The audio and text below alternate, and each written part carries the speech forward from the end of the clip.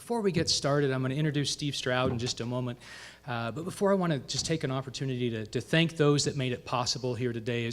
First of all, this beautiful building is brought to us by the Icicle Center for the Arts. Rebecca, Dave, and the team have just been so welcoming over the last 3 years to make this possible for them. The stage set by Bumps Davis Furniture in Wenatchee, and the film production that you'll see from the Wenatchee Technical Arts students. And it's really amazing because the students and the staff work a lot of their personal time over the summer, and then right into school just starts, and then they have an opportunity to put this together for us. So we're just very thankful for that. You'll also see on the bottom of the program a number of other folks, Good Mood Food, Eagle Creek Winery and their support, and many, many others that make this all possible. And it's cool to bring people together around connections. It's my 40th year this year, and I think I'm starting to figure this life thing out a little bit. But then I thought that last year and 10 years ago and 10 years before that, and I think maybe this afternoon we'll figure it out that I still have more to learn. But when I reflect back, it's those meaningful connections with family that are really the most important parts of our lives. It's what I remember back on. It's the things you enjoy.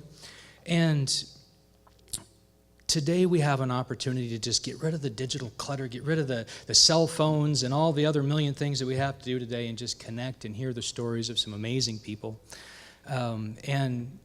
So when I was thinking about what I was going to say up here today, I thought, there's a lot of people that just run through life and they aren't quite connected to all those enjoyable things. They're so busy with work and everything happening, and even when they do spend time together, they aren't really present. They aren't connected and able to enjoy the time and the experiences. And that's one of the things that I'm so thankful about the Ripple Foundation. So the Ripple Foundation is a small nonprofit organization that came together about 4 or 5 years ago, and founded by Steve and the staff that I'll let him introduce. But it provides this space to bring people together, and the tools. It provides the tools for people to know how to navigate life and to become more connected with those around them. For example, the Inward Bound class that we offer here coming up in October, maybe you saw on the slideshow, is about being aware of your own self and your connection with others. And it's just so meaningful to be able to see. I get personal, and I lose my whole train of thought. The part that I wanted to convey today, though, is that the Ripple Foundation has been so meaningful in my life, providing me the tools to be present with my family, present with those around me. And the foundation relies on the support of folks like you that participate in our events. They come to our workshops. You're here today, as well as the commercial sponsors that I mentioned here earlier today, and the contributions to our programs. So the guys that I'm going to introduce, Steve is just an amazing leader for the foundation. He's got an incredible staff, and they work tirelessly to put on these programs. They're meeting all of the time, and there's a lot that goes into it. So your support today is very meaningful to us, and we appreciate it very much. Steve, would you like to come up and share a little more?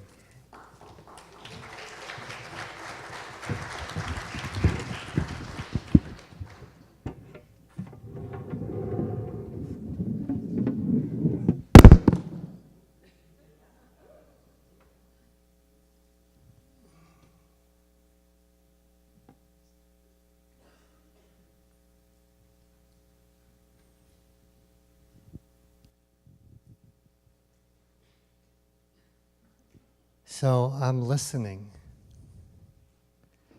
and because I understand that somewhere in here there is some wisdom, and somewhere in here there is some wisdom, but it has no value unless I listen to it.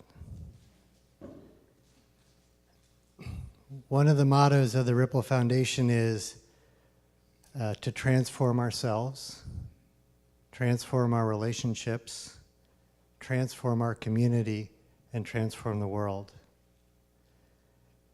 that can only happen if we listen. If we listen to ourselves, if we listen to each other.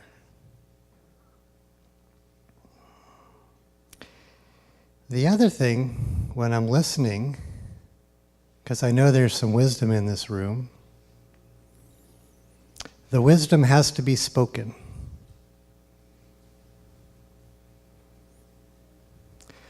So today, we're going to have the opportunity to hear and to listen to wisdom that is spoken. And then it will be our opportunity, in fact, our obligation, to find our own courage, because it takes a lot of courage to come up here and share pieces of your life. But as an example, for each one of us then to go back into our lives and have the courage to speak our wisdom to our family, to our neighbors, to our community. And in that dynamic, we get to transform the world.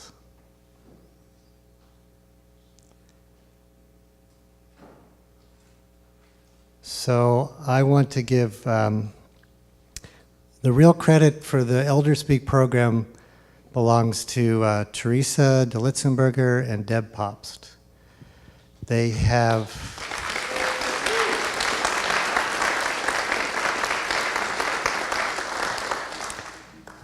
devoted time and effort, but more than that, they've devoted their heart into this opportunity. And it's a true labor of love. It's a program that they've created and they've run with it. And I want to thank you for showing up and being a part of it. And without further ado, please welcome Teresa and Deb.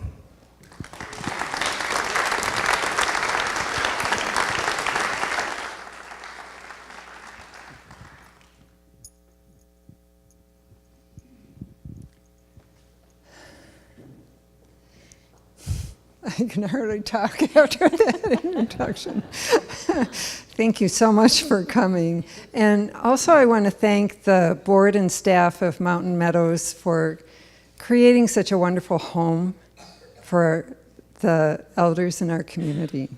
Thank you.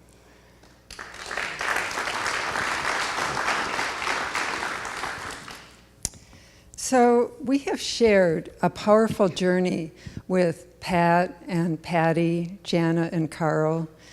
They have worked so hard to take their life experience and in the last 6 months condense it into one wisdom statement. Hard to do. It's been a pleasure to be with them in their journey. It's been enlightening, and I've been so inspired by their courage.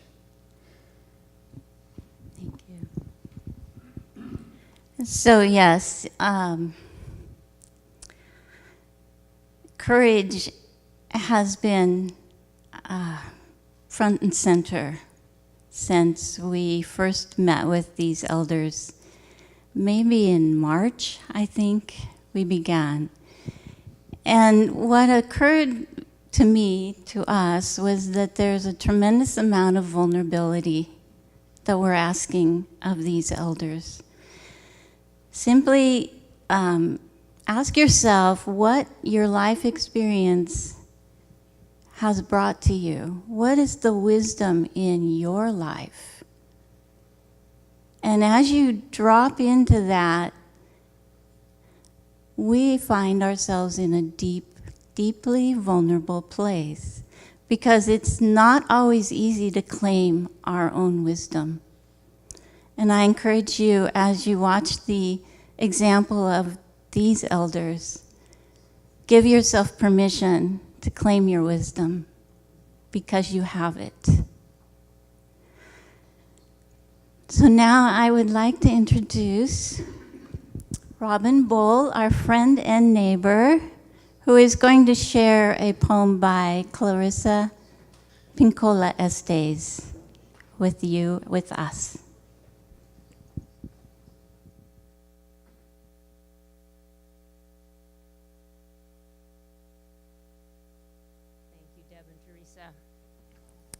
It's called The Grandmother Blessing, and it was written with women in mind, but it can be the grandfather blessing too. We're not leaving anybody out. We have trolled all day for shadows, and now we sort our catch. From far off, one would think we were only fisherwomen sorting our nets, but we have caught our grandmother's shadows, which they molted as they died. Years ago, morticians were trained to throw these away. People did not know the use of them then. We have worked hard, and we have reclaimed many. Some shadows as small as a waist, some as big around as apple baskets. We hold them to our breasts and hips, assessing the fit. We work, we wait, till every woman finds a match. Then we climb to the highest jetties and let ourselves tip and fall, our grandmother's shadows opening like fabulous fans. We soar to secret women's ground, the place where there are rules and instructions for wise skin, and white hair that lights the way, and how, as the eyes grow dim, they see far, farther, and farthest. Thank you.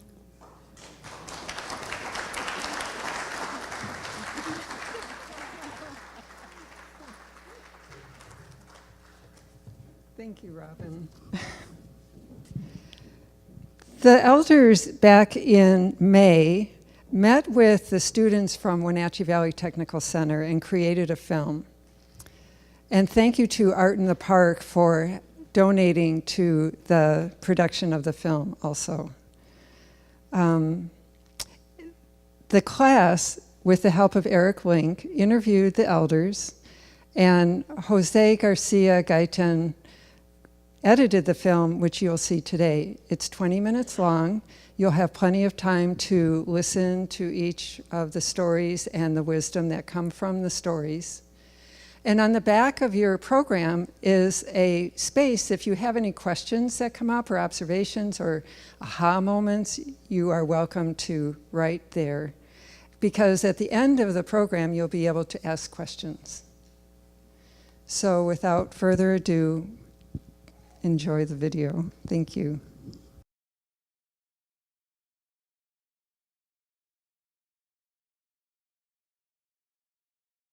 I think a person learns wisdom by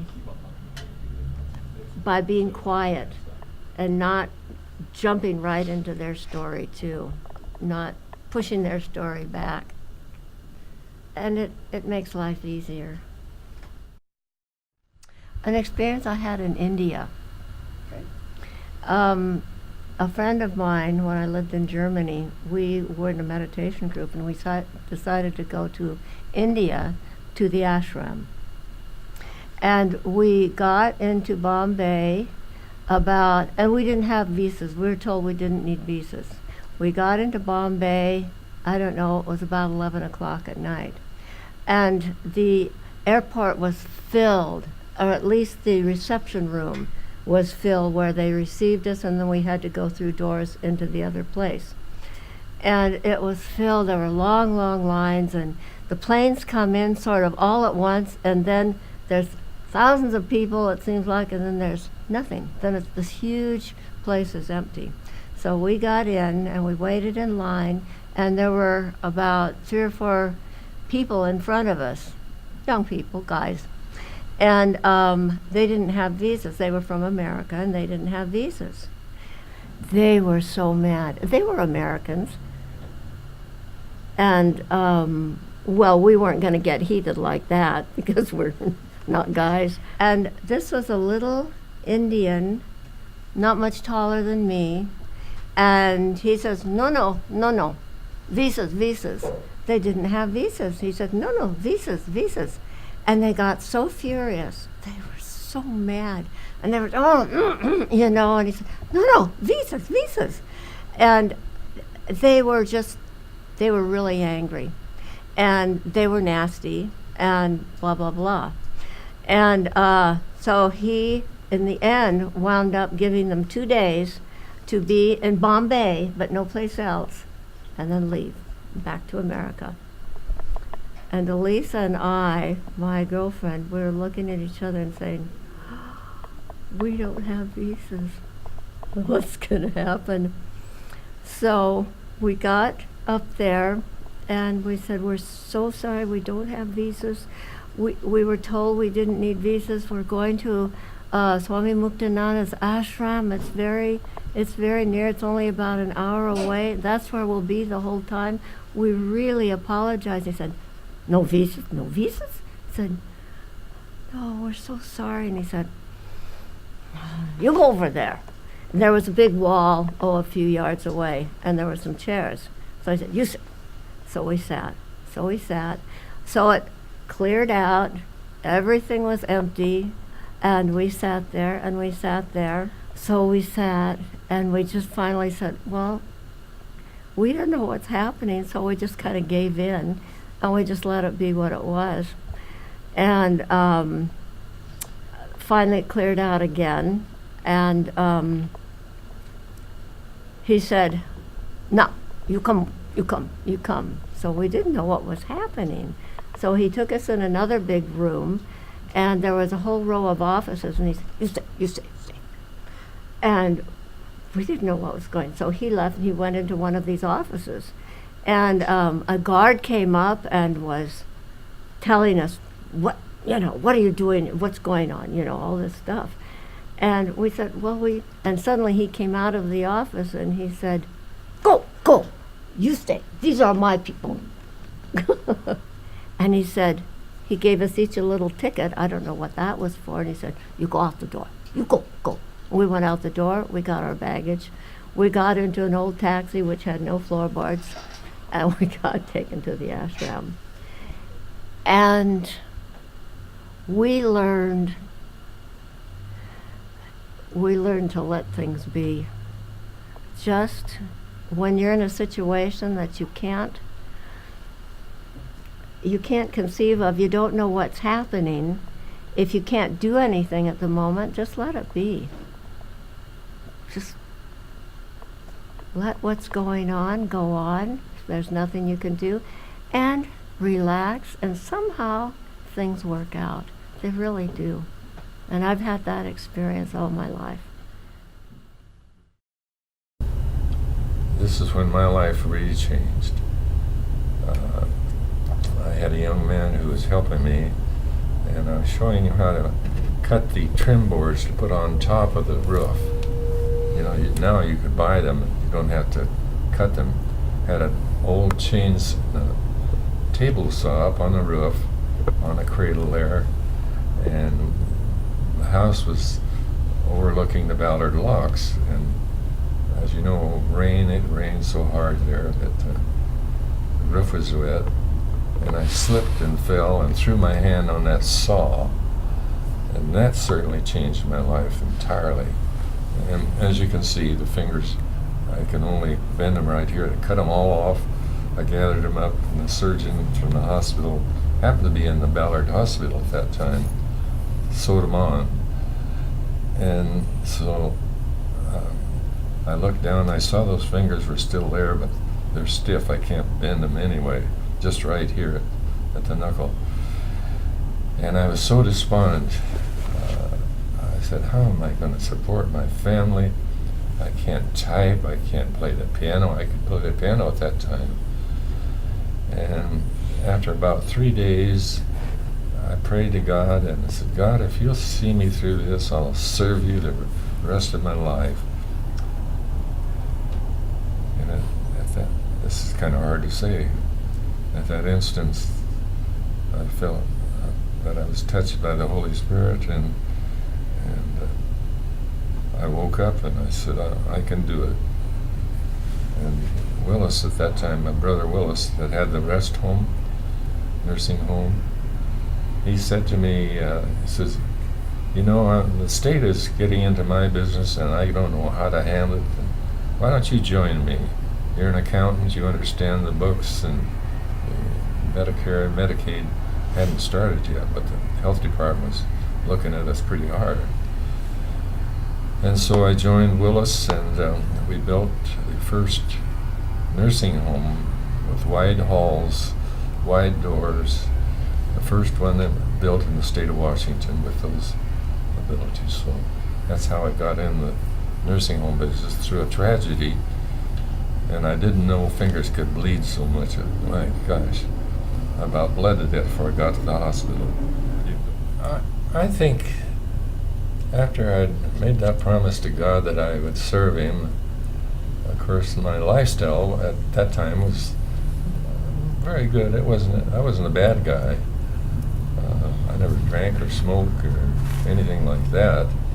But I think my attitude was a little calmer and more reserved a bit. But after getting into the business, I could see what good it was doing, and how people responded to love and consideration and care and good food, and that part, of course, always increased and still does today. I live at Colonial Vista in the penthouse there, and I have a lifetime estate there, but I promised the ladies there, I'm going to live to be 105 to keep track of you all. So they kind of chuckled. Some of the 103-year-old ladies that are up there are still alive and active, and it's just makes your heart feel good that you're caring for those people. And so that's my philosophy today. If you are genuinely interested in people, you have an eye contact with people, and pretty soon there's something they'll mention, or you will mention, that shows they have an interest in it, and you can maybe ask them something about that, and then they will expound, and pretty soon, you know what it really is? It means looking people in the eye and letting them know that you care and you're interested in them, and they're going to tell you something, and perhaps you've opened a whole new avenue of knowledge that they can share with you, and yeah, it's just a matter of looking people in the eye and saying, "How are you?" and then listening. You need to listen. If I could add something to a curriculum, to a school program, I would include a class in listening, not just to the words people are saying, but what are they telling you really deeply? It's the way you have to listen to your children when you have children, the way you have to listen to anyone with an interest. When you show people that you're interested in them, they do respond well to you. My husband, being very active, he was asked to run for the state legislature. He served in the state legislature for, I think, 6 terms, about that. And that was a very interesting experience. You go knocking on doors and saying, "I'm supporting so-and-so." And I think it would be really good. Here's some information, and he's asking for your vote. Well, that's really a one-on-one again, you know. Oh, there have been a lot of surprises, generally. Well, actually, one of the surprises was that through all of this, and while I found it very interesting to have that short bit of political and governmental introduction to see how government did indeed work. The sad part was that the marriage then failed, and that leaves you with a whole nother situation where you're then dependent upon yourself finding what it is you would like to do to support yourself, finding out that it doesn't matter if people judge you or you know the truth, you move on, and while it was a very painful experience, I remember making a conscious decision at that time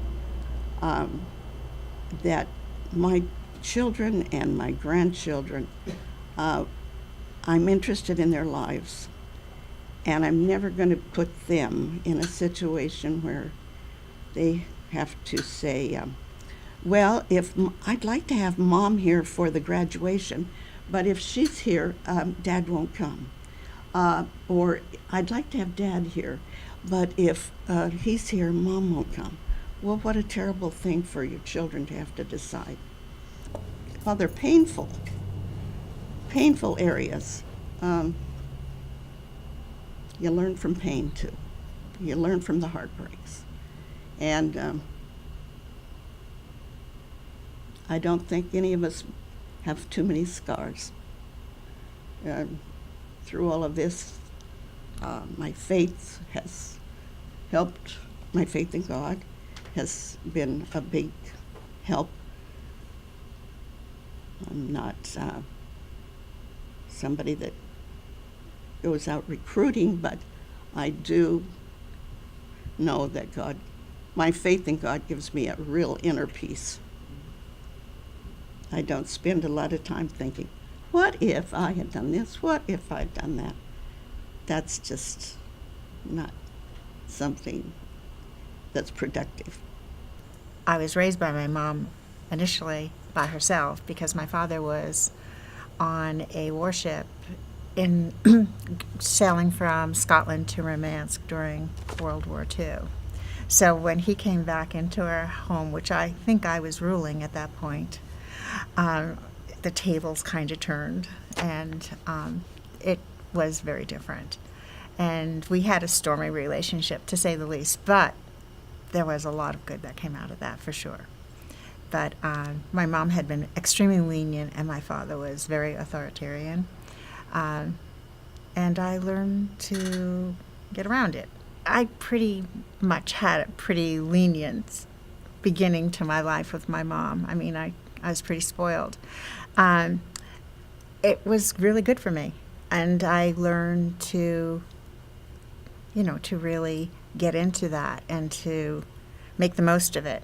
There was one part of his teaching that was hard for me, and it was classical music. When he would put on some classical music, I would get extremely, afraid. And I'm actually, the musician right now is not coming to my mind. Wagner. There you go. And his music just had this feeling like something very, very horrible was going to happen to me in my life. But I learned that I could control it, because I thought that it was kind of mean that he would play it when he knew that I didn't like it. But I came around to being able to, work through that myself. So I was preparing something for a publication to see if it would get into an anthology. It was from a high school, and they just chose a certain amount of poetry. And he saw it, and he said, this needs to be changed, and this needs to be changed. And I didn't want to do that, of course. But, I did it. And the poem got accepted. And he said, see? And so I stopped showing him my poetry after that. and they still got accepted. So, but it was very hard. But I think he did have an interest, but the way we saw things was such a different worldview that, yeah, he wasn't kind of getting what I was saying, and I totally wasn't getting what he was saying. I mean, he had just come up, he had come from a very wealthy family that got torn apart, and that's probably why he was against my divorce. He ended up in a Catholic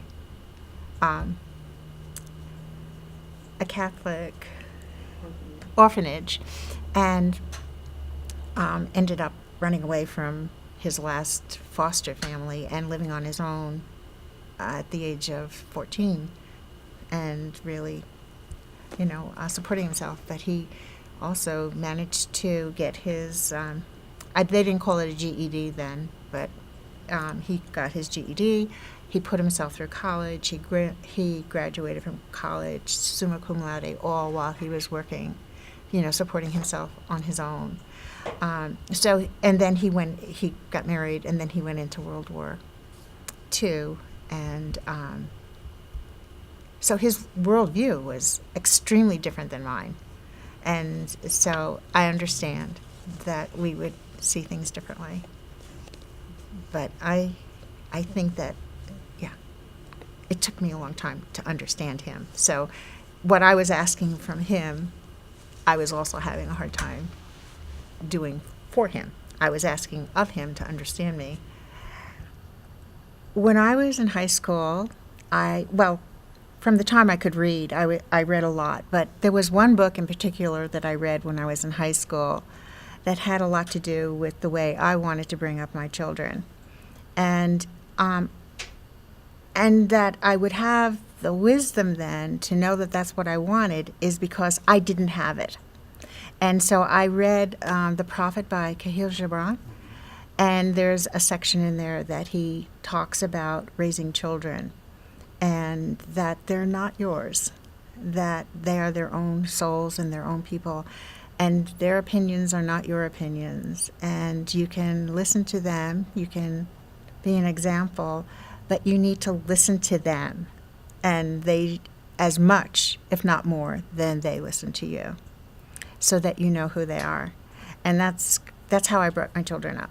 And it's because that's what I wanted. And when I read that book, I think I really started feeling good about life, because I saw a different way of being in the world than what I was used to. This was a gentle way, and it wasn't just about being cerebral, because my dad was. I mean, he was a brilliant man, but Kahlil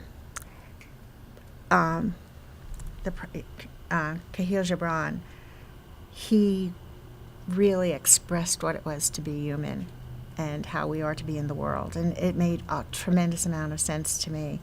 And to this day, I have the book right here. I reread it, and it means so much to me. Every time I read it, there's some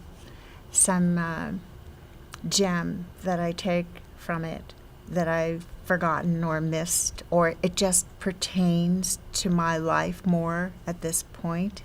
So it becomes, I call that book my counselor. I mean, that's how I felt about it, that the prophet was my counselor.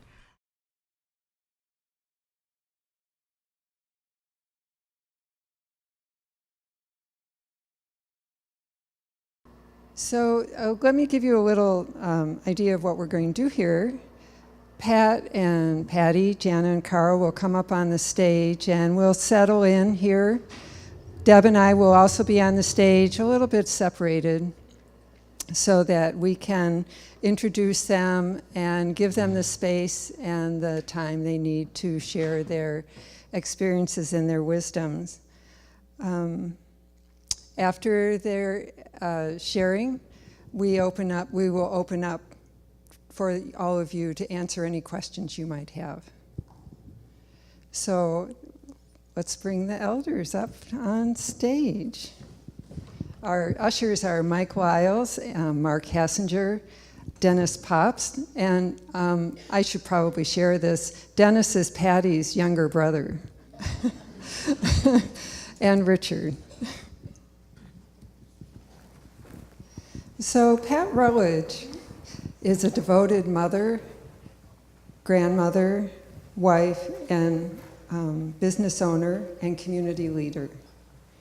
She may be the youngest of the elders, but she holds a wealth of wisdom. Thank you. Can you hear me? All right. Okay. Oh, sorry. So Patty Christensen is a Leavenworth native with deep roots in north central Washington. She's been married twice, raised 4 lovely children, been involved in local politics, co-owned a grocery store, and continues to enjoy a deep and rewarding relationship with her church. Jana Sparks is an artist, adventurer, caregiver, and lover of nature and animals. She brings a lifetime of experiences and fullness of living to everything she does.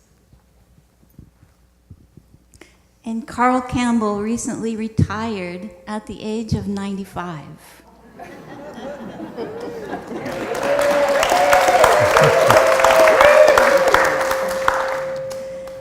During his working life, Carl built an empire of more than 180 nursing homes throughout the United States. Inspired by his love for his grandmother and his desire to be of service, Carl created safe and loving places for elders to live and thrive.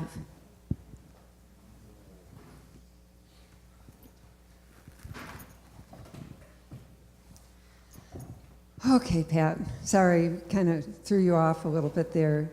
But in the film, you share how the wisdom you found in the book, The Prophet, guided you in raising your children. I know that the written word has been a powerful influence in your life. How else has the written word supported you? Well, books were my friends from the time I could read or be read to, and it was one of my most deep and joyous activities. And I related to A.A. Milne's books, especially his book When We Were Very Young. And there was a poem in there that I still hold and speak for myself, for my grandchildren, for my children. And I'll recite it. It's halfway down the stair is a stair where I sit. There isn't any other stair quite like it. It's not at the bottom and it's not at the top. So this is the stair where I always stop. Halfway up isn't up, and it isn't down, and it isn't in the nursery, and it isn't in the town. And all sorts of funny things run through my head. It really isn't anywhere. It's somewhere else instead. And that really was a profound poem to me because it made me legitimate, because I spent a lot of time in my head, and sitting on that stair gave me permission to do it. And by the time I was 5, I had traveled the world. I had been to China on a slow boat. And not really, but I went into my first grade class for show and tell after having been on a ferry that went up to West Point, up the Hudson River. And I lived in New York City, and we took a day trip up to West Point on the Hudson River, and I walked into a stanchion that was about 8 feet wide and pretty much knocked myself out. But that's not why I thought I took a slow boat to China. It's just that I really believed it. I mean, in my own head, in my own soul, the lyrics of the song, "Let's Take a Slow Boat to China," was where I went that day. And I got up and I told the class that I had taken a slow boat to China. But the teacher, she didn't believe me. And she said, "Oh, Patricia." And I was like, no, really, I did, you know. And, you know, I didn't understand until years later that why she knew that this song that played a lot in my house had taken me into the world of going on that boat, that ferry boat, and making it into a boat that went to China. And I didn't even know what China was, really, but it just sounded pretty romantic. So books were really important to me, and as I have probably already let you know, imagination was also a big part of who I was. And I was gifted a book from my father, who thought that my imagination was a little bit runaway, and it was by Dr. Seuss, and it was called And to Think That I Saw It on Mulberry Street. Now, I'm not going to take you through that whole book, but it's a little cart that's going down the street, pushed by a man, and this little boy who's on his way home from school, he's looking at that cart, and by the end of the book, it has become a jamboree with animals and with circus clowns and music. It just made so much sense. Yeah, that's what I saw on Mulberry Street. That's how I saw the world. It was always very magical, and so I loved reading, and I loved being in my imagination. I felt safe. I was very creative. I started writing poetry when I could write. I mean, very, very early. And I started reading poetry, which is, I guess, one of my fondest literary forms. And there was a poem that I read that was by Emily Dickinson that said, "A word is dead when it is said, some say. But I say it just begins to live that day." And I really took that to heart, that words were powerful and that they were, don't use them lightly. You know, really think about what you say, what you write, and try not to hurt people with words because they are powerful. They don't die once they're said. They're remembered, and they get buried into people's hearts and feelings and their emotions. And, you know, so, okay, I kept on reading, and as the nicely done video said, I read The Prophet, and that book, you know, I just don't want to do it. I can't do it justice myself, so I'm going to just turn to the page that made so much of an impression on me when I was in high school. And it says, "And a woman who held a babe against her bosom said, 'Speak to us of children.' And he said, 'Your children are not your children. They are the sons and daughters of life's longing for itself. They come from you, but not, they come through you, but not from you. And though they are with you, yet they belong not to you. You may give them love, but not your thoughts, for they have their own thoughts. You may house their bodies, but not their souls, for their souls dwell in the house of tomorrow, which you cannot visit, not even in your dreams. You may strive to be like them, but seek not to make them like you. For life goes not backward, nor tarries with yesterday." And I have to tell you that I had 6 children, I still have 6 children, and having those 6 children is probably the most priceless part of my life. I actually started, I was very grown up living in my mother and father's house from a very young age. But I ended up really growing up with my children and building with blocks and reading them the same songs and the same poetry that I liked, and getting books and going to the library and teaching them a love for words that my father had taught me. And so that was a very profound thing. When I read that, I said, yeah, I think that's how it's supposed to be. I don't know that I made it doing that, but it was what drove me to be a mother in the way that I was a mother. I'm sure I failed a lot of times, but I tried. let's see, I want to go back to, so literature played a big part in my upbringing, as did my Catholic upbringing. I went to parochial high school and college, and I thrived there. I learned a lot. It all made sense to me.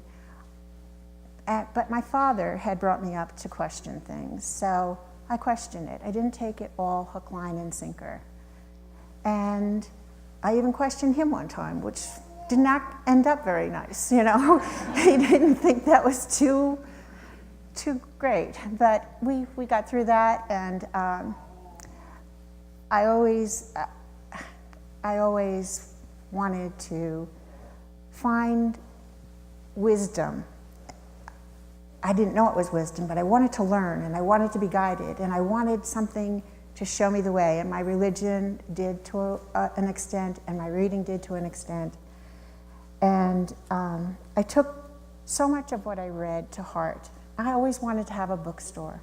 From the time I was 7, books were that important to me. And we lived in the city, in New York City, and the things that we did for entertainment is we went to the museums, which I loved, and the Museum of Natural History, the Museum of Art, and we went to Central Park and to the Central Park Zoo and the Bronx Zoo, but most of all, we went to bookstores. And I remember going into a used bookstore in Manhattan that's still there, surprisingly. It's the Strand. It used to be the biggest used bookstore in the world, but I think that Portland's has it beat the bookstore in Portland. I can't think of the name of it right now. Powell's, yeah. But I remember going down into the bowels of this bookstore, and it was just stacks of books. And I remember saying, skyscrapers of books, you know, it just seemed like a dream world. I mean, it seemed like someplace that I wanted to be. That's why I have books here. I carry them around. Teresa says I'm a bag lady, a book bag lady, because I carry my books around me. I can't be without them. So we had times, we moved around a lot. My oldest son, who's in the audience right there, he was born in Hawaii, and then my next oldest son was born in Williamsburg, Virginia. And then we settled in the Hudson Valley, which was lovely. And my 4 remaining children, 3 more sons and 1 daughter, were born there. And I became a stay-at-home mom, and I really loved it. I loved being the granola nanny who made, we didn't get any store-bought bread. I made all the bread, I made all the desserts, and the kids cooked with me, and we had cook-offs. It was a lot of fun. And then, you know, as Patty referenced in the video, you know, life takes its turns, and I found myself going through a divorce and starting all over, and that was difficult. But my father did teach me another thing. If you don't like something, don't complain, change it. And so I said, okay, I have to do something about this, and I did move away, and I started working with a magazine publishing house, and ended up becoming the executive editor of 7 of their professional magazines. And it was all good. It was, but still, the reading and finding those gems within literature were the things that kept on coming back to me. And there was one that I memorized, I believed, in high school, and it was when King Arthur was dying, and they had put him on a barge, and they had set him out onto the river to float away. And he begins a soliloquy, and he says, "The old order changeth, yielding place to new, and God fulfills himself in many ways, lest one good custom should corrupt the world. Comfort thyself. what comfort is in me? I have lived my life, and that which I have lived, may God within his self make pure. But thou, if thou never seest me again, pray for my soul, because more has come, let me get this right, I'm sorry.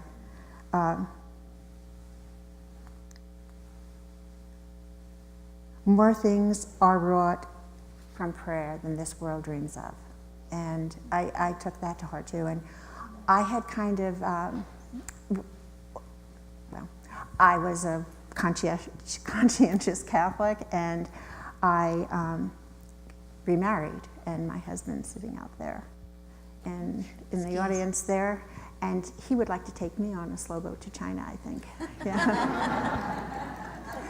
But when I did that, I was excommunicated from the Catholic Church, and it really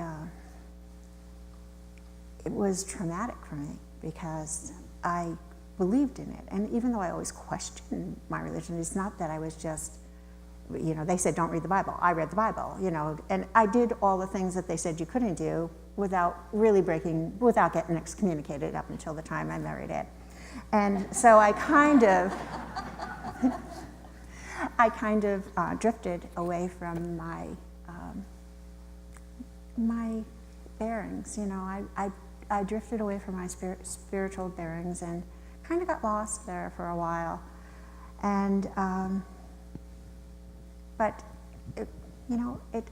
I have found truth, and it's everywhere. The thing that I have found, and I believe, and like I say, all this wisdom, talking about wisdom, really, it just feels like it's so over my head, but I get it from other places. It's not just from me, and it's from just taking the things that you do and knowing that you've made mistakes and thinking about those mistakes without thinking them as mistakes. So you just hold them in your thoughts without judging it one way or another, and then you learn from them. You do get wisdom that way, but it takes time. You have to have time to be able to take a person, an incident or a tragedy that has affected you, and just sit with that without judgment, without right or wrong. And this is a wisdom that I have learned and I've practiced, and it's really helped me a lot. And eventually you see it for something other than you thought it was to begin with. So I will always keep on reading, and my husband, Ed, helped me realize my childhood dream of opening up a bookstore, and it's been 25 years that it's been open since March. This March it was 25 years. And I believe that my wisdom is that I have opened a place where people can come and find their wisdom. Open a place where people can feel comfortable and unthreatened, that they can come in and find those books, those literary people, the authors that are going to speak to them and open their hearts to being human.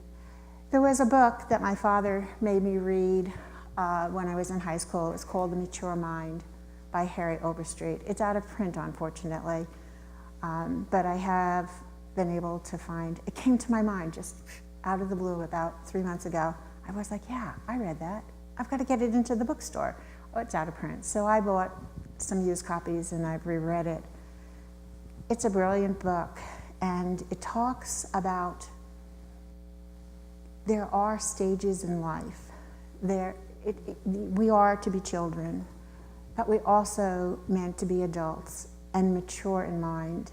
And it talks about how we sometimes don't do that and what havoc it causes in the world.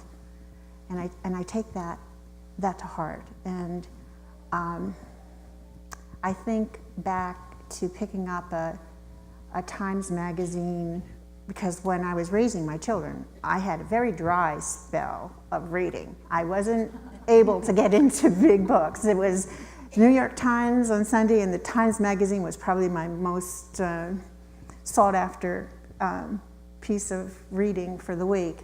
And there was an article in there by a psychologist, and his name is Erik Erikson.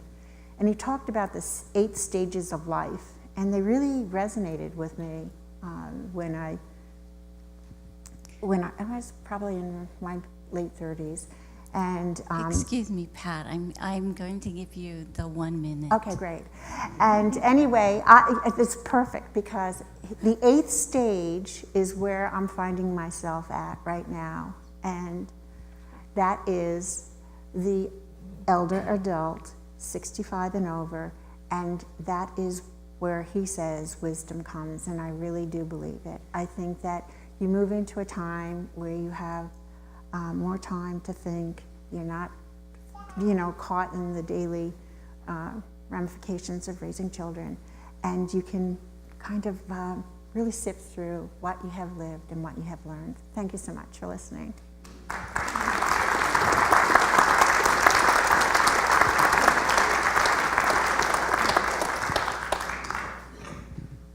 Thank you, Pat. That was wonderful. Thank you.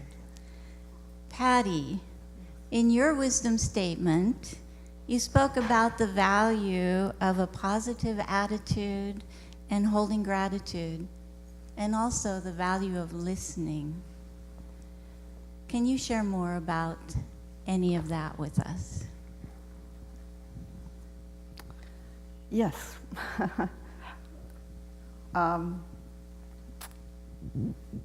Following, actually moving into East Wenatchee, my husband and I, in 1956 was a really interesting time because East Wenatchee was really booming.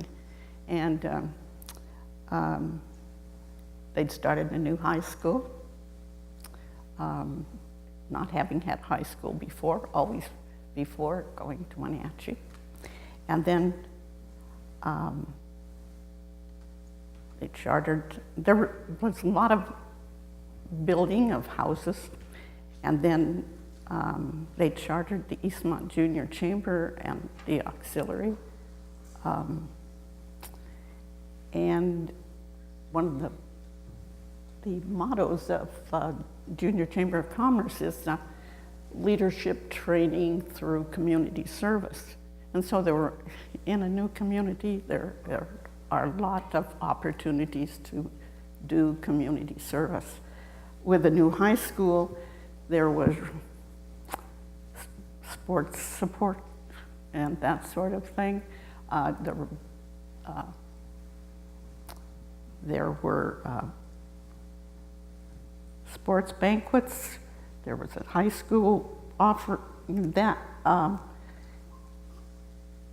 many areas of support for the music programs, the drama programs, the Future Farmers of America. There were just always ways to help, to promote, and it was an interesting time.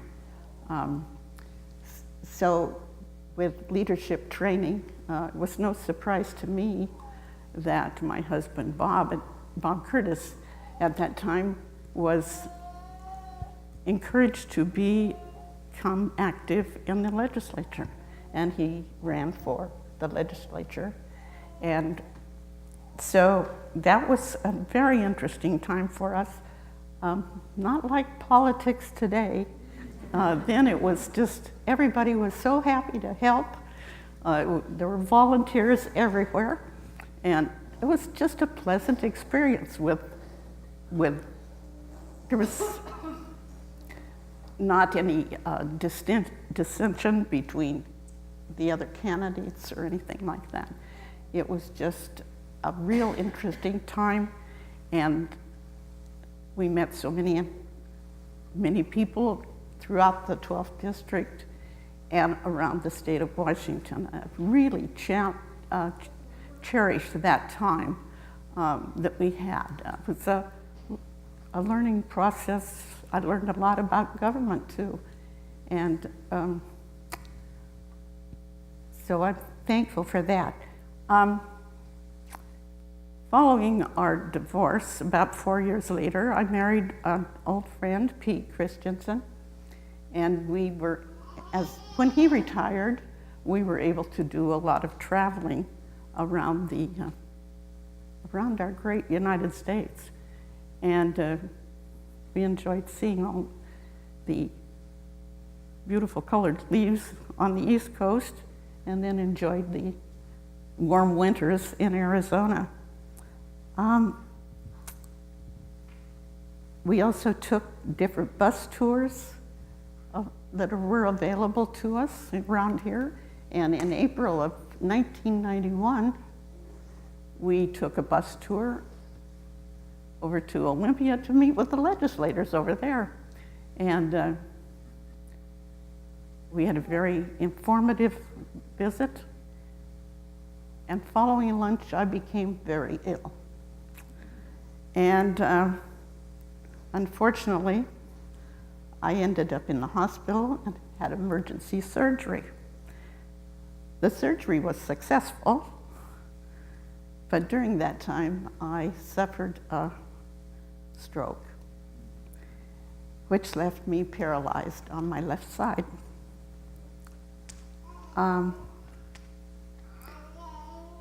About a week later, my family, the loving family that I have, carried me into Leavenworth Rehab Center. And it took several days to adjust to that, with my husband there every day by my side. However, in 4 weeks, I was able to walk out of there with a cane. There were many prayers said during that time, and there's no doubt in my mind that God healed.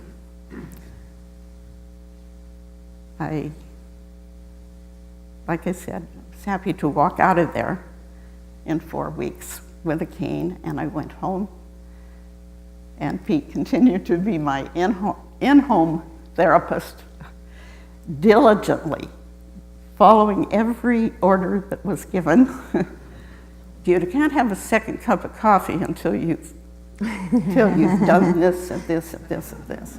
So I did this and this and this, and it paid off. I'm so thankful for those many people that were praying. I'm very thankful to God for the healing. And so I would have to say, from my experiences, that a positive attitude and a very grateful spirit is the most important thing in life. Certainly it was in mine. So thank you.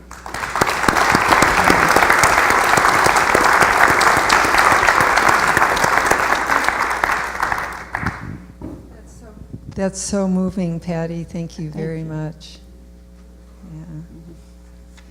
Jana, in the film, you talk about your trip to India, but what would you like to share with us today?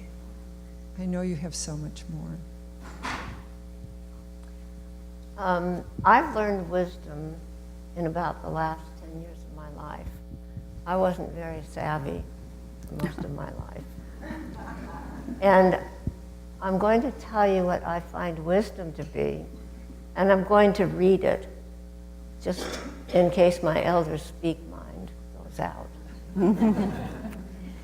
Wisdom involves knowing myself, yet I can't know myself or be myself until I own my life, own my own life. And childhood experiences left me with a lot of neediness, a very needy person. And I grabbed relationships, tried to make them fill in the holes. And I grabbed authoritative religion and tried to make that fill up the holes. And after high school, I went to 2 years of college at Washington State. And then after 2 very disastrous marriages, I found myself toward the end of my 30s alone. And so I went back to college, to University of Washington, and got my BA in teaching.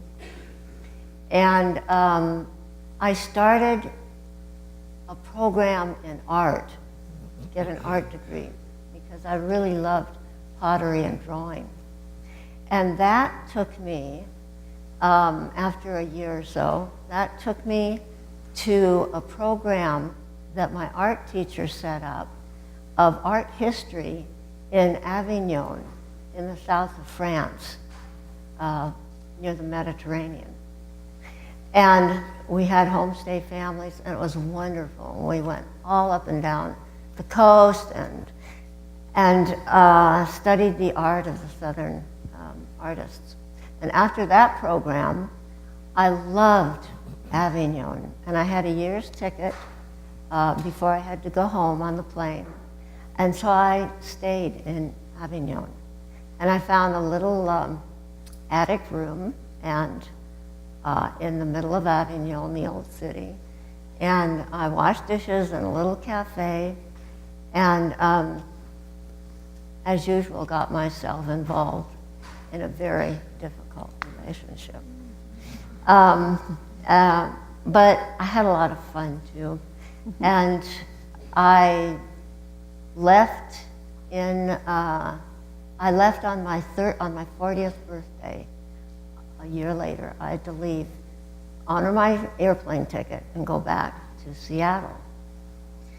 And I decided, being alone and not just kind of floating, I decided to finish up my art program, and then go back to Avignon, leave the States, and move, get out of there. So I did, and I lived in France. I lived in Avignon, and I did caregiving, and I took care of, I just did everything I could, wash dishes, to live there. And I really loved it, but I got myself into other relationships, and one particular one was a German who spoke English very well and was vacationing in Avignon. We got to be very good friends, and he was a teacher in Frankfurt. He taught English and German. And so after a year of going back and forth and visiting, he invited me to come up. He asked me, he told me, and I said, yes, sir, boss, but I wanted it, to go up and live in Frankfurt and be with him. So I did this, and eventually I began to teach in a private French school. I taught English as I taught English as a language and art. That was great. And I met a woman that I really, really got to be very good friends with. And she was involved in a meditation group. And I became interested in that. It was called Siddha Yoga Meditation. And it was, the master of that was Muktananda, Swami Muktananda, who had founded an ashram, about 20 or 30 miles outside of Bombay. So I started going to this program. Oh, and before that, my first year in France, in Avignon, amid all the congestion of my life and joy of it, I'd read a book called Life After Life by Raymond Moody. And it talked about reincarnation. it talked about living life after life to learn what you had to learn. And that really intrigued me. And it stayed with me. And it didn't come back until I became friends with Lisa. And when I started going to the meditation group, the leader, he had been to the ashram in India many times.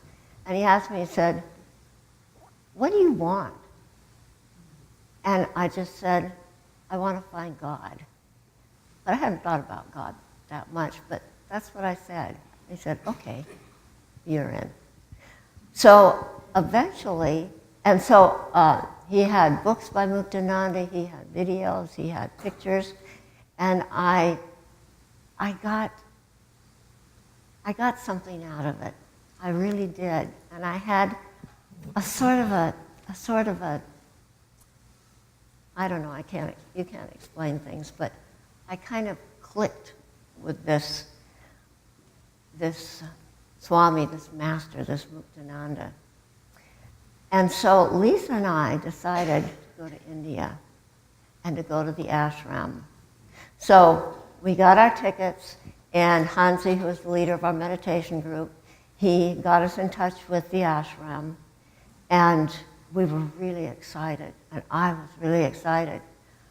What this master did was give Shaktipat. Shaktipat is an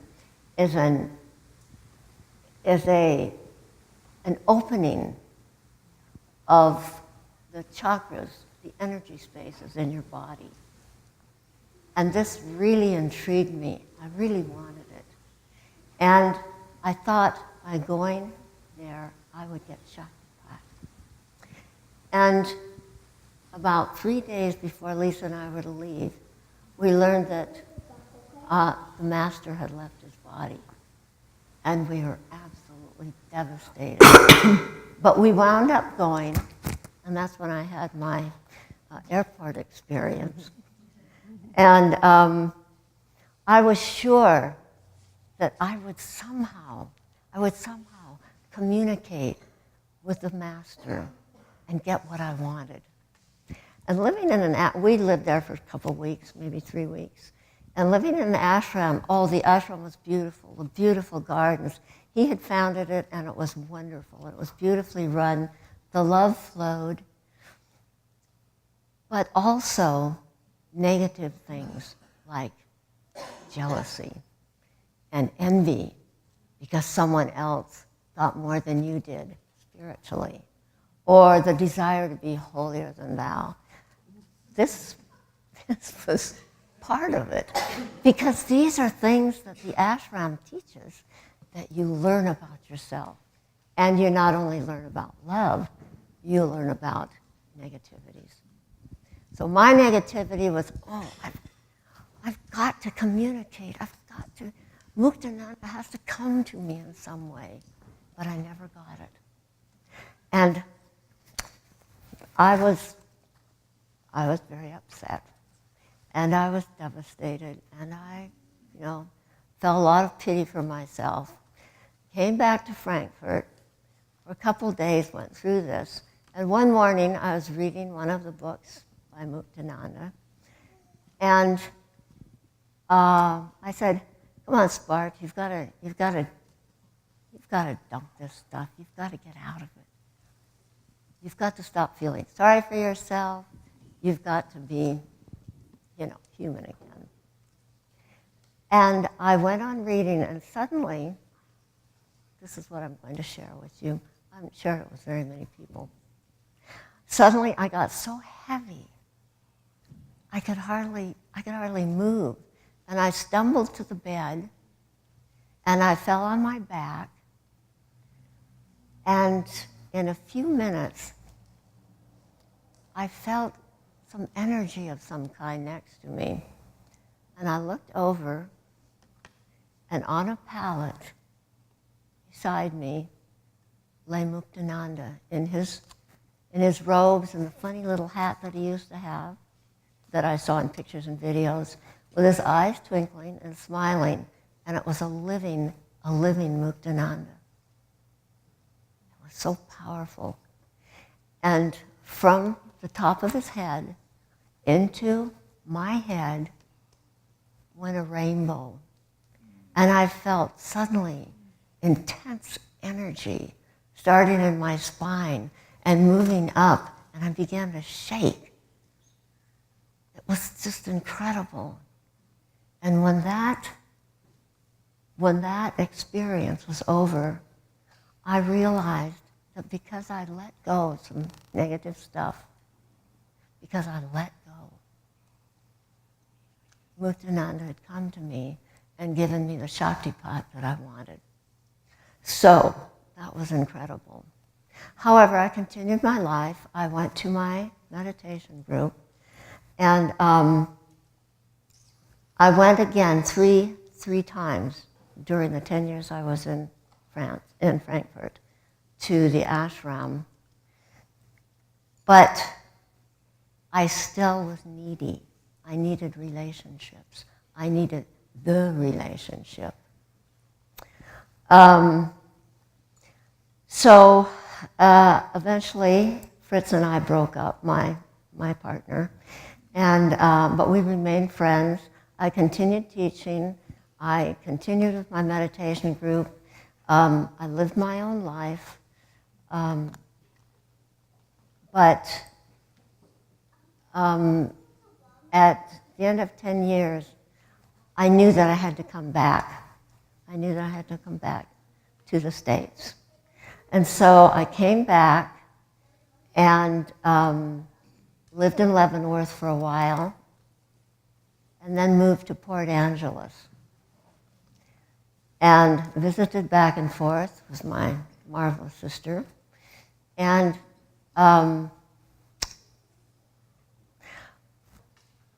met someone again. The wrong person, but I dove into it.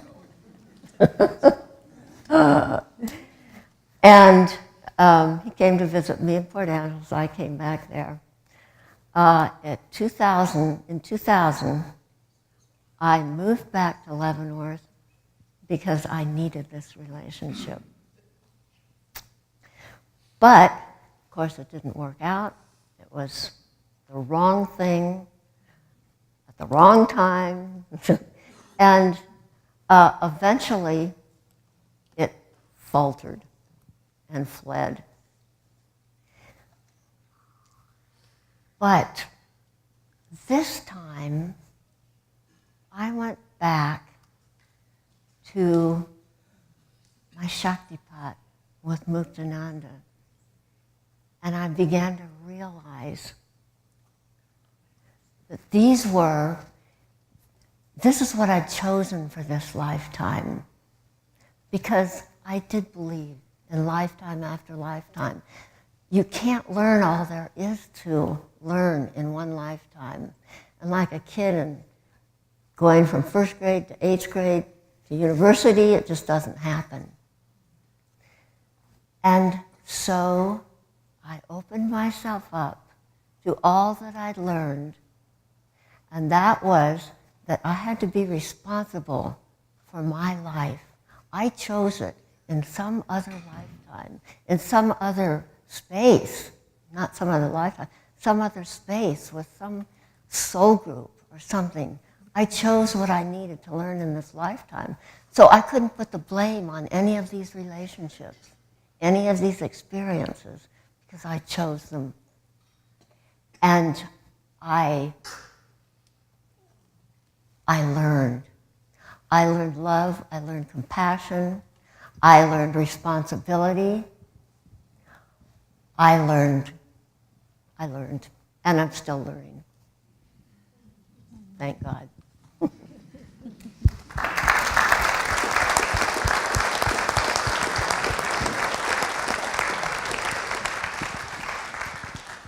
Thank you so much, Jana. That was wisdom. So Carl, last but not least, in the movie you talk about the accident that changed your life. We know you lived a life of service with your wife, Betty. What would you like to share with us now? Well, the story of Betty, of course, is, I must tell you how I met her. I was going to church there in Yakima, and I saw this little girl come down and sit down. I was about 13 years old, and I looked down there, and she was a blonde and cuter than a bug's ear.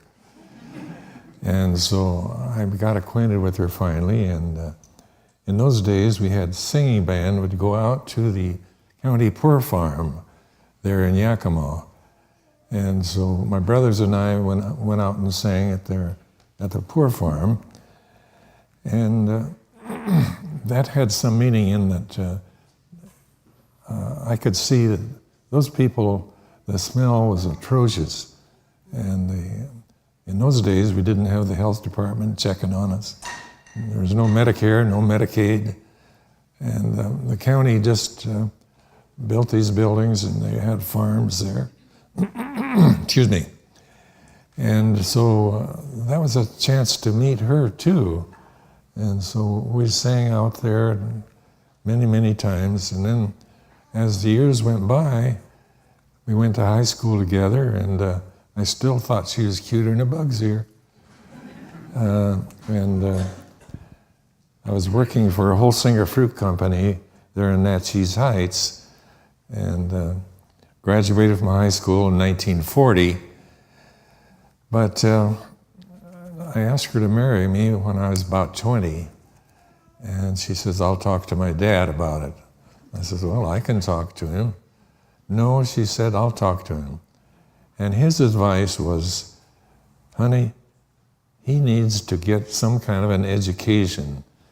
Working on a ranch is not what I expect you to do.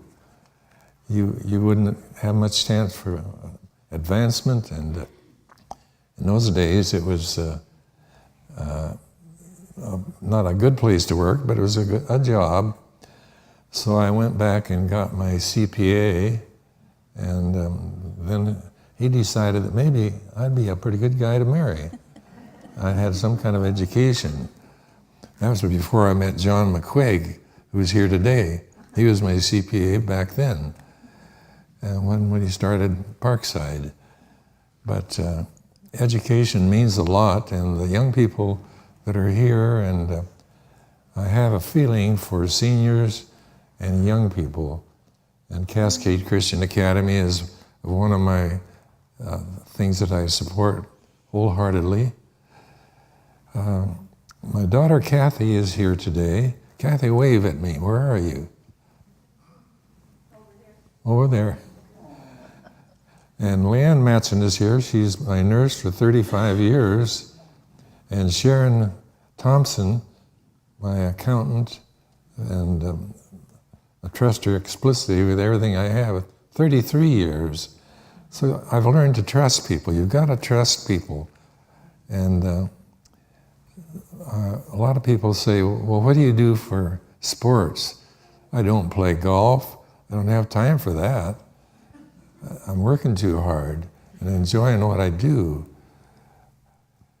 By the way, Nate, you know who Life Care is? Life Care is in the midst of a horrible hurricane, and our homes there in Orlando, all of those homes we have back there, Winter Park, Orlando, Naples, West Palm Beach, those are all facilities that I was involved in building. And some of those now, how in the world would you replace the staff that you have up here in Mountain Meadows and feed them, have food enough to feed them? And it's a real challenge, and Life Care is stepping up the plate, and we're taking care of them, but it's a real challenge to care for seniors and independent living and assisted living. So that's a real challenge that Forrest Preston and I have, is how to care for these people. But Betty, of course, went to Alaska and worked on the logging camp in the kitchen, and wherever we went, she was a lady. And with all those loggers, we had about 40 loggers there. And really, the nursing home business that I got started with came out of the next year. This was in 1948 when we went to Alaska. 1949, my brothers and I decided, hey, I don't want to work on the ranch anymore, and why don't we go to Alaska and take a timber falling contract? And so the brothers went up to Alaska, left our wives behind, and the kids. And my brother Foster, the older brother, was 6'7.5". I'm the run of the family. I'm only 6'2", but I can handle myself okay. He picked up the chainsaw and hold it over his head. We didn't put any springboards. Those logs were swell butted like this, so we didn't put any springboards up. He'd hold it over his head, and we'd make the cuts. And some of those trees were 7 feet tall. So Willis cut tops off at 12 inches. So he had a chainsaw doing that. And I had a stick, and I'd hold the stinger end of the chainsaw. And in 6 months, they finally shut us down because they couldn't handle any more of those Sitka spruce. The lumberyard just said, we can't handle it anymore. So we settled up, and the money that Willis got for his part, he built a 7-bed rest home that was in Union Gap, 7 beds. And of course, after I cut my fingers off and got through that okay, Willis says, why don't you come and join me in the nursing home business? We'll build a new one. And for some reason, it was called Parkside down in Union Gap. There's a park there. So we built this right across from the nursing home. Right across from the park. So the name Parkside started out in Yakima 50-some years ago. And Willis had an opportunity to go to join Ted Hill and build Hillhaven Corporation. And I told Willis, I don't want to live on the rainy side. Why don't I find another place? So I came to Wenatchee and built Parkside, the first one that we built. Kathy was 4 years old, and she was the most pleasant little girl and won the hearts over all the patients. And I didn't put her on the payroll, but I could have. She was good, very good. So that's how I got in the nursing home business with Brother Willis. And when he made a decision to go with Hillhaven and move to Tacoma, I said, I don't want to go on the rainy side. I'll find somewhere else. And I found Wenatchee. Never regretted living in Wenatchee. And my staff have been so wonderful and so caring. And of course, on top of that is my family. I have a lot of grandkids, and my family are so important to me. And please never forget your grandkids. They'll grow up to love you, and you just hardly can. Pretty soon, the great grandkids, they're even better. I tell you, family means so much to me, and I hope it does in your lives. But that's pretty much the short end of the story. There's a lot more I could say about logging and how we didn't kill ourselves and coming off of the ranch and falling those big trees. It was quite an experience, but that's my life story, very short.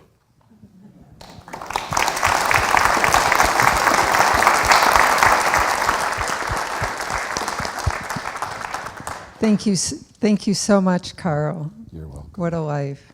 I know there is so much more. Oh, yes. I've heard not enough. Yeah. Well, this is a time when we can open up to questions from the audience. There are two mic runners who will bring a mic to you. Just raise your hand, and there's one on this side and one, Sherry on this side and Steve Stroud on this side. So please feel free to ask our elders your questions. Got a question? My name's Morgan. Thank you so much for all your wisdom and great information. I'm wondering, and I think that I've asked this multiple years in a row, but I'm wondering if there's anything that you had heard or understood was really, like was told to you by the culture that was really important to you, that you discovered really didn't have as much meaning as you thought it did.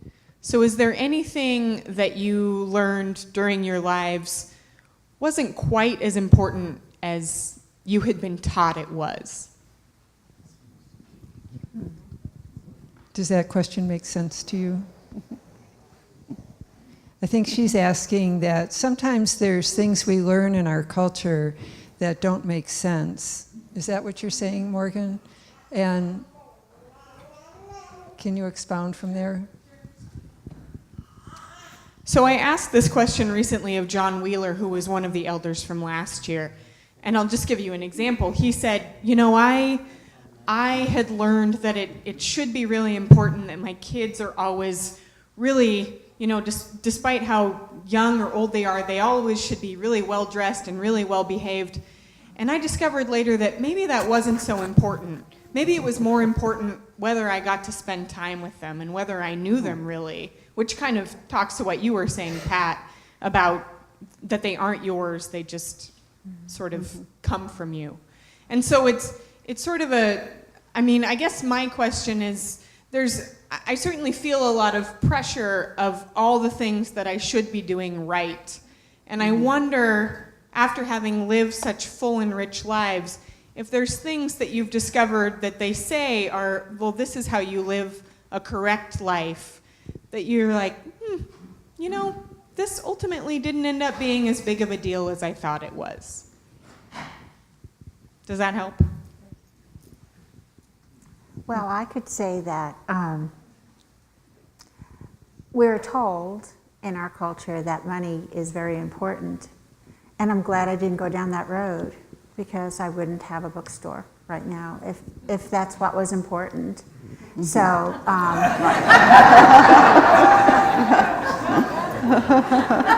You're right.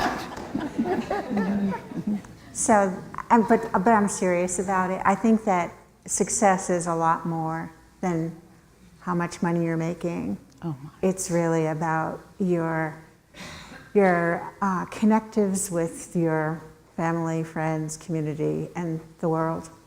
And money sometimes can get in the way. Not that it's not good. I'm not trying to put a value on it, but for me, I made the right choice.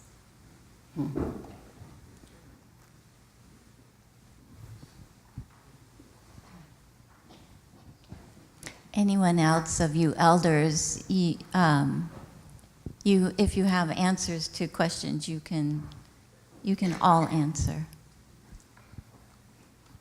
No pressure.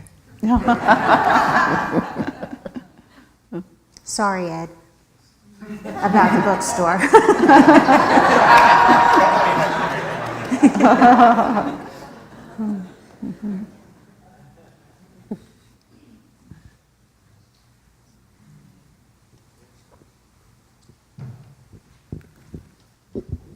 Hi, I'm Craig, and thank you for sharing so far.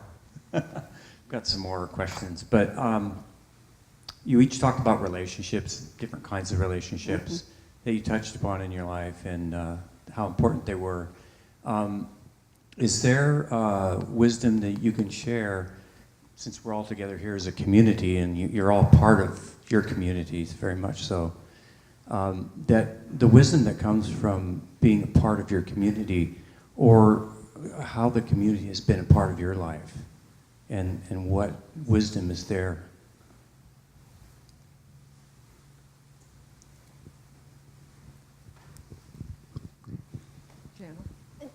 Do you mean the wisdom of the community or the wisdom of a relationship? What? Yes, what wisdom is held in your relationship with your community and what the community has brought to you in your life, especially in terms of wisdom. I know that, Patty, when you first started, when you were first raised, you were raised in a very isolated place. You were out of the town, and you found community by going to church and meeting friends. Right. That's true. Well, in this valley, in 1933, or 34 and 35, around that time, if you didn't live in downtown Wenatchee or downtown Kashmir or downtown Leavenworth, where you had a city block or where you had neighbors close to you, well, no one's going to tell their 4-year-old to go through an orchard and there's a little girl over there you can play with. You know, I had cousins and lots of family around, but they were all older than I was. And it was interesting for me to discover that when my parents took me to church, and when I went into Sunday school, I can still see that big room with all of these kids that were my age. Wow! A whole world out there of people, oh my. And I just loved it. We sang songs, we had toys to play with, we had a table that had sand in it, and we could do all these things. It was wonderful. I loved singing songs and learning Bible verses. It was a big thing. So Sunday was my day. I tell you, I looked forward to every Sunday. It was like Christmas because I had friends. Well, I discovered then that I really liked people. Yeah. So that was helpful for me the rest of my life, because when you like people, well, you learn a lot. You get a lot. I just thank this community because I've made such wonderful friends here. And they know who they are. And many of you have been just a wonderful part of my life.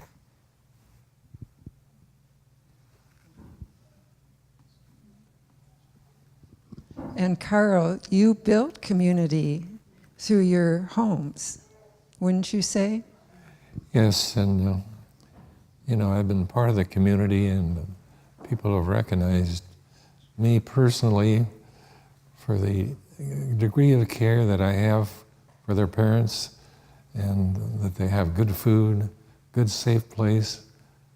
And I can hardly go to Safeways or anywhere downtown, but somebody recognizes me, so I can't hide out anywhere. That's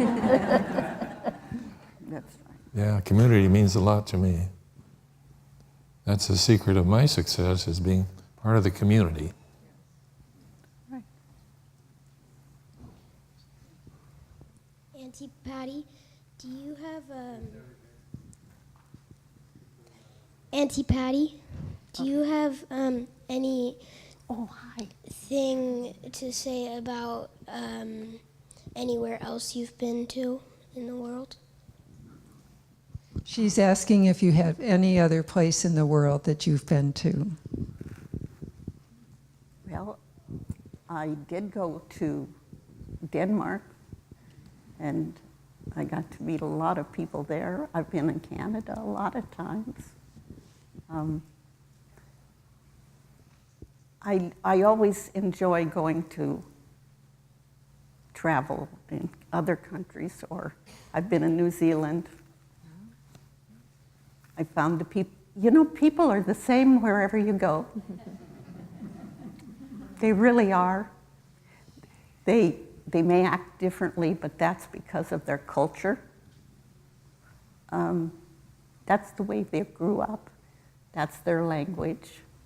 But they're basically, everybody's just the same. They like you, they dislike you, you like them. Yes. That's a good question. Thank you. Very good, Chloe.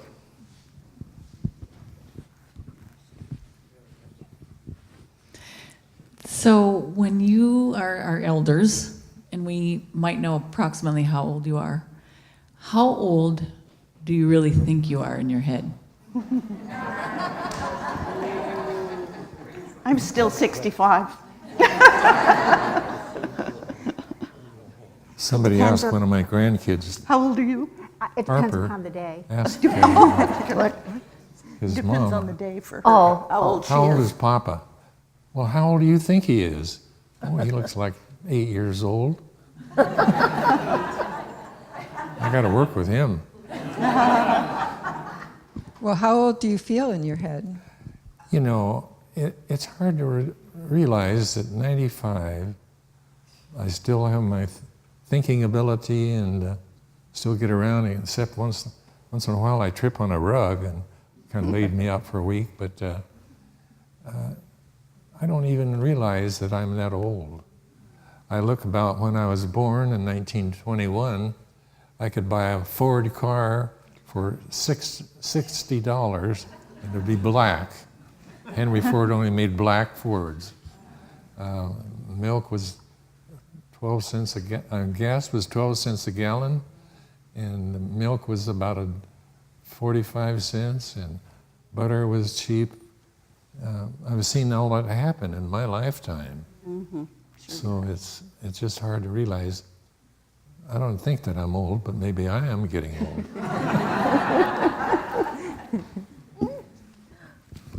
How about you, Jen? Well, I'm 83, but I've learned so much wisdom in the past 10 years, and I'm so grateful for those that taught me all these relationships. And I don't know how old I am.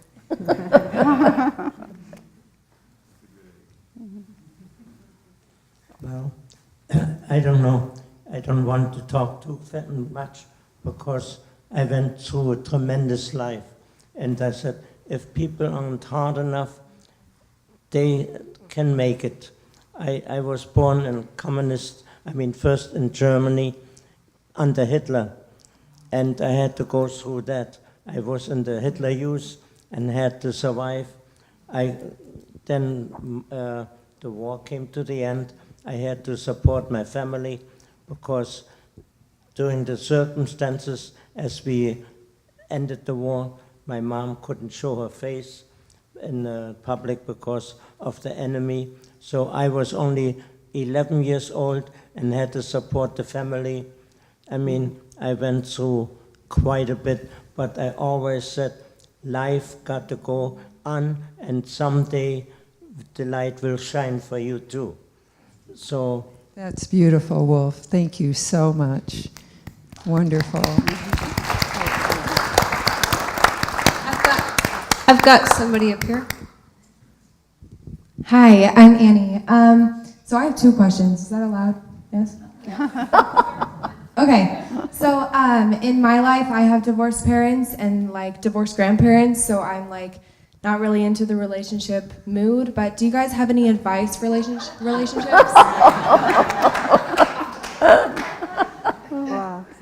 Oh, also my other one. So in school, we're always, we're like, oh my gosh, what is this person thinking about me? Or what am I gonna wear today or something? Does that matter? Are the little things like really that important? I think that's what Morgan was saying, but like, are they actually that important? There you go. Good luck. Okay, Jana. Well, they're important because they're important to you. Oh, there you go. If they weren't important to you, they wouldn't be important. But my advice to you is, in relationships, that you know yourself, and that you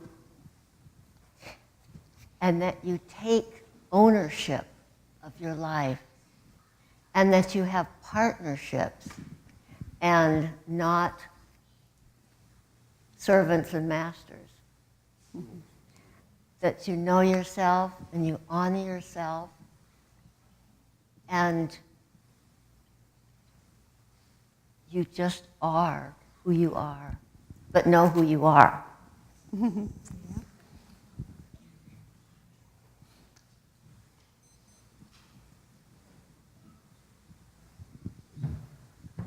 So, Annie, what was your first question? I think we answered your second. Can you repeat your first question?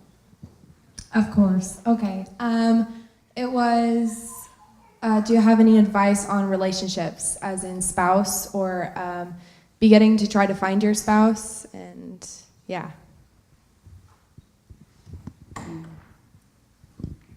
Pat, how did you guide your children? They never asked me that question.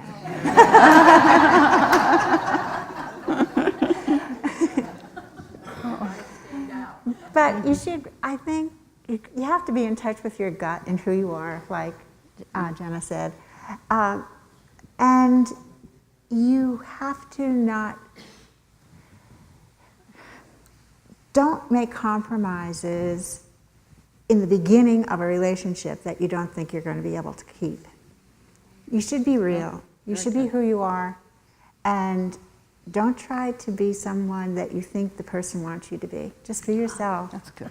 And that's probably your best bet, getting into a relationship that'll work, if you're not trying to maneuver or manipulate the romance that you might want. You know, just be yourself. Be true to yourself. Where were you when I needed you?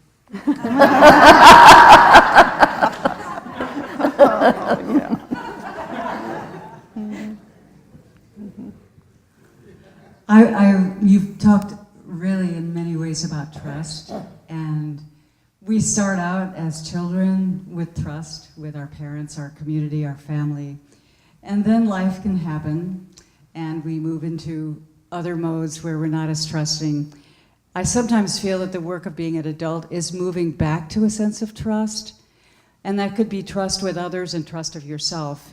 And many of you have, there have been pieces, wonderful pieces that you've talked about, but I see it almost as like a character arc, starting young and moving from trust to something else, and then working back to a sense of trust. So if you have any thoughts, I'd love to hear them.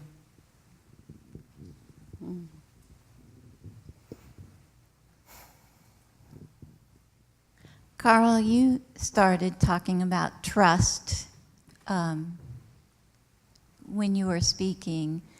You spoke about trusting your employees. Mm-hmm. Can you speak some more about what trust is and how it is in what your advice is around trust? Well, trust, I keep referring to Mountain Meadows and Nate. He has to trust his employees to come into work every day, have a smile on their face, take care of the patients, and the accounting part of it, we have to trust the people that account. So much of our life is built on trust. Yes, it is. It's the most important thing in my life is the trust that I have for the folks that care for me and my family, And my family, of course, have learned to trust me and take good care of me too. But trust is so important. Is there, Carl, is there a way that you help cultivate trust? Well, you have to give them the opportunity to prove themselves that they can be trusted. And I've had a lot of employees that I couldn't trust, and they didn't last too long. But it shows up pretty good right away when you can trust people. Yeah.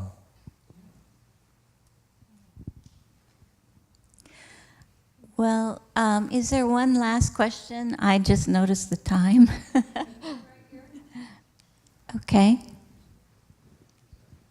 I'm not sure how long the answer would take. Maybe there is no answer. But as I observe and have heard and have sensed this group, this is the choir, it seems to me, and you folks have spoke well. You have seen great changes. You have seen wars that should have ended wars, and you've seen technology and everything else take place. I've not seen a lot of that, but what I've sensed in the last months has shaken me in many ways, and I'm wondering, what has happened to wisdom? What has happened to wisdom in our own selves, in our little communities, but perhaps more so, what has happened to wisdom in this nation? Where has it gone? Where have we lost it? And I'm sure you've seen that before. I've maybe not seen it that way, but I'm puzzled. What has happened?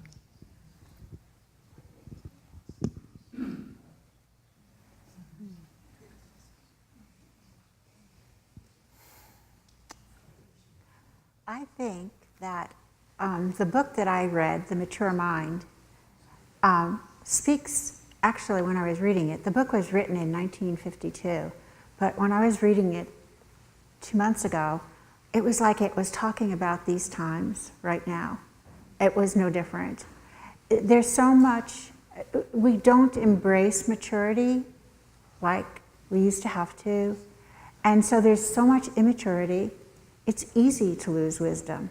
It's easy to get into fractures and fights. I think that a return to maturity would help. And I think that is really, everybody has to do it for themselves. I mean, they can do it through groups, but I think to realize that I think people are good, but they are trying to be adults without being mature. And you really have a responsibility to be mature, to be an adult. Thank you, Pat. So I'm going to bring this to a close. Steve, please come up and say some closing words for us. Okay. Is this on?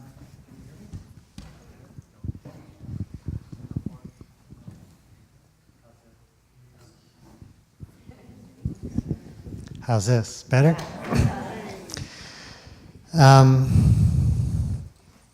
So I've listened. Thank you. Thank you for imparting your wisdom and for being a model of what wisdom is. And thank you for receiving it. Because unless we receive it, it doesn't transform our world.